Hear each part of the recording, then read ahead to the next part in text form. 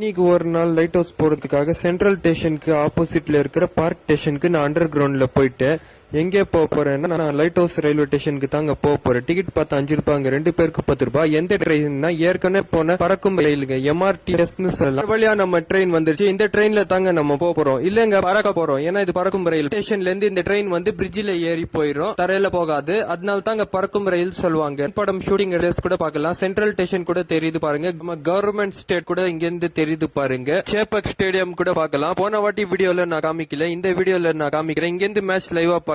சேப்பக்ல நிறைய பேர் இறங்கிட்டாங்க. இந்த வியூஸ் எல்லாம் அருமையா பாக்கலாங்க. மெரினா பீச் கூட பாக்கலாம். விண்டோ சீட்ல உட்காந்துக்கிட்டு இந்த வியூஸ் எல்லாம் நல்லா பாக்கலாம். எந்த ட்ரெயின்ல போனாலும் சரி, பறக்கும் ரயில்ல போறது ஒரு தனியே ஃபீல் தாங்க. செம்ம வியூஸ்னு சொல்லலாம். ஒரு வழியா நம்ம லைட் ஹவுஸ் வந்து ரீச் ஆயிட்டோம்.